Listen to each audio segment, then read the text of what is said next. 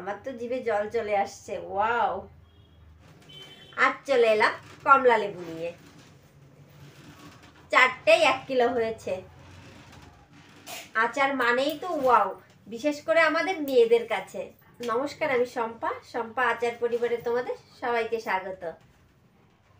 শীত শুরু, তো কমলা লেবুর আচার হবে না এটা ভাবা ভুল হয়ে গেছে কিনা বলো? আরো আমি থাকি কোথায় জানো? কমলা লেবুর ক্ষেতের কাছাকাছি। যদি কারো ইচ্ছে করে খেতে বা দেখতে, তাহলে অবশ্যই কমেন্ট বক্সে জানিয়ে দিও। চলো তাহলে দেরি না করে শিখে নিই টক ঝাল মিষ্টি কমলা লেবুর আচারের রেসিপি। কি কি লাগবে একবার দেখে নিই চলো।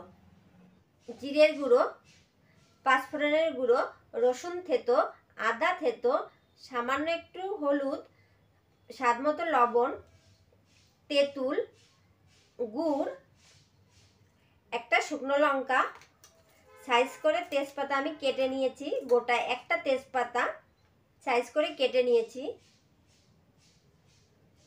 হালকা থেতো শুকনো লঙ্কা। এই হচ্ছে আজকে আমার মশলা। চলো লেবুগুলো এখন আমরা খোসা ছেলে নিই। আমি 3টে লেবু নিয়ে নিচ্ছি। কি বড় বড় লেবু দেখতে পাচ্ছ?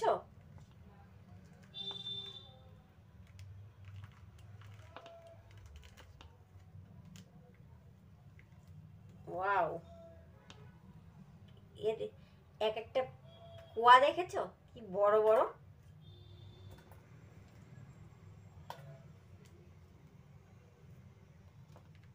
সবগুলো লেবু এইভাবে সুন্দর করে পরিষ্কার করে নিয়ে নিচ্ছি।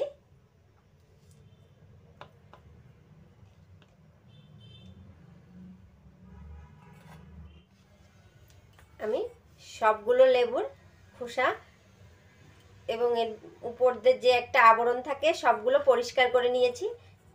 আর এই খোসাগুলো কিন্তু আমি ফেলবো না, এটা আমি পরে ব্যবহার করব। তোমরা হয়তো অনেকেই জেনে গেছো এটা শুধুমাত্র আচারের চ্যানেল।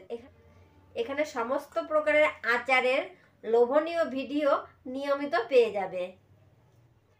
আমাদের চ্যানেলটি সাবস্ক্রাইব আচার পরিবারের সাথে জুড়ে যেও। আমি গ্যাসটা জ্বালিয়ে নিচ্ছি। আজকে নতুন একটা ফ্রাই প্যান ব্যবহার করছি। আমি সামান্য একটু তেল ব্যবহার করব।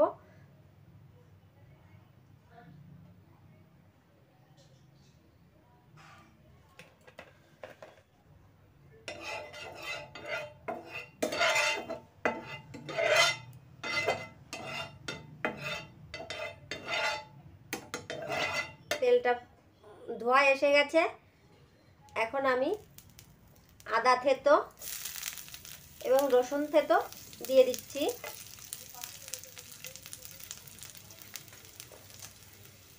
গোটা তেজপাতা সাইজ মতো কেটে নিয়েছি, আর একটা শুকনো লঙ্কার মাঝখানে চিড়ে দিয়ে দিলাম।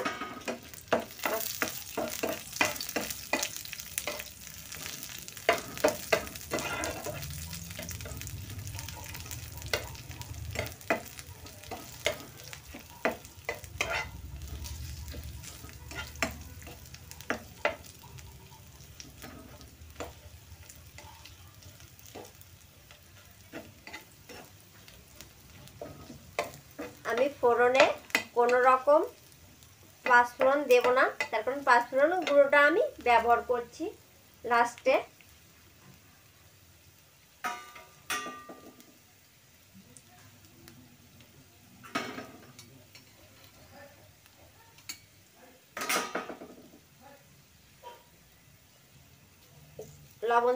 লবণ দিয়ে দিচ্ছি,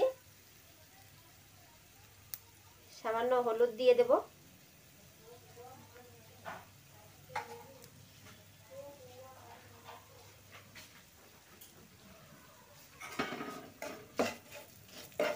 এখন নেড়ে চেড়ে নিচ্ছি।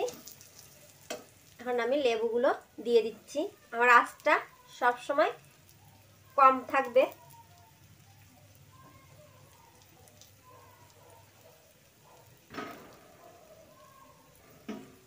লেবুগুলো দিয়ে দিচ্ছি।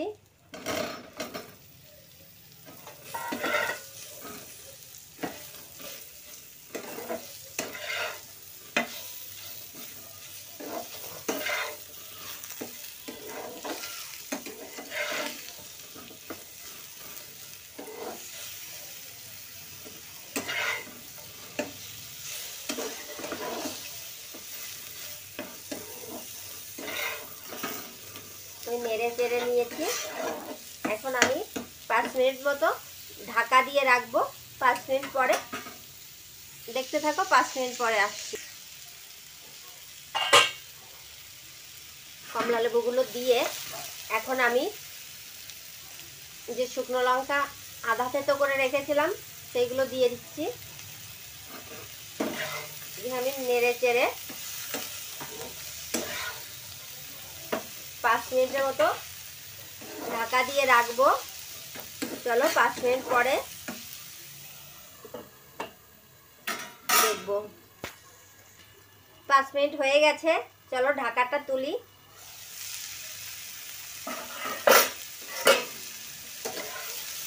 দেখো সুন্দর হয়ে গেছে। এখন আমি এতে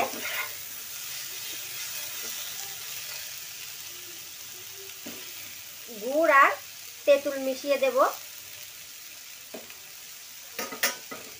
আমি গুড়টা দিয়ে দেব।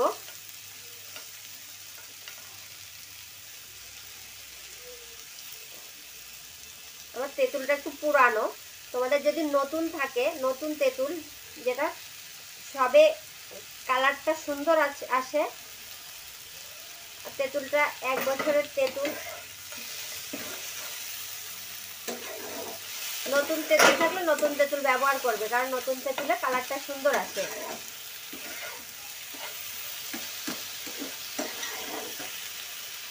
আমি গুড় আর তেঁতুল দিয়ে আরো 5 মিনিট ঢেকে রাখবো।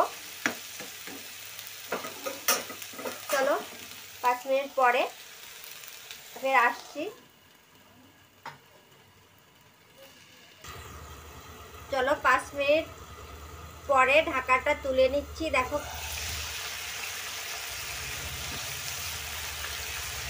গুড়টা মিশে গেছে, তেঁতুলটা মিশে গেছে। ওয়াও,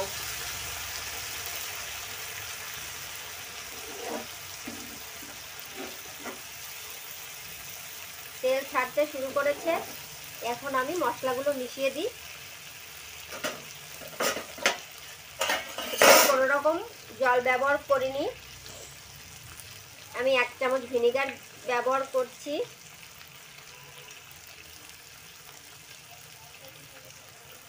ভিনেগার ব্যবহার করছি। ভিনেগার ব্যবহার করলে কি হয় বলো তো, অনেক দিন পর্যন্ত ভালো থাকে।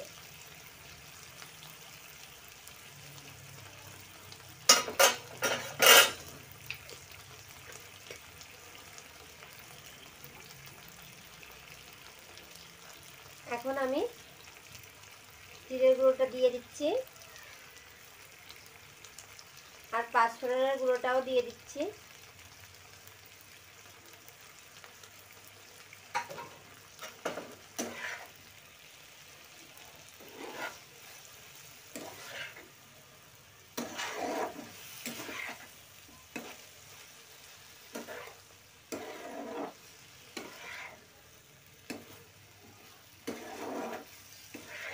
দেখো আমার কমলা লেবুর আচার পুরোপুরি রেডি।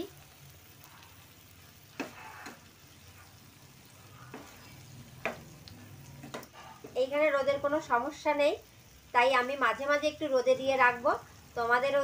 তোমরাও মাঝে মাঝে রোদ দিলে কি হয়, অনেক দিন পর্যন্ত আচারটা ভালো থাকে।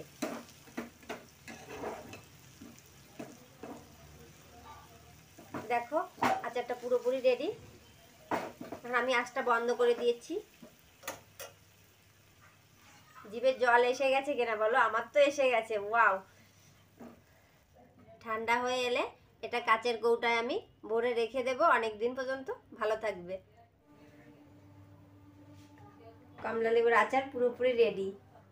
কেমন হয়েছে বন্ধুরা, লাইক কমেন্ট শেয়ার করে জানাতে ভুলো না কিন্তু। আমার তো জিভে জল চলে আসছে। ওয়াও।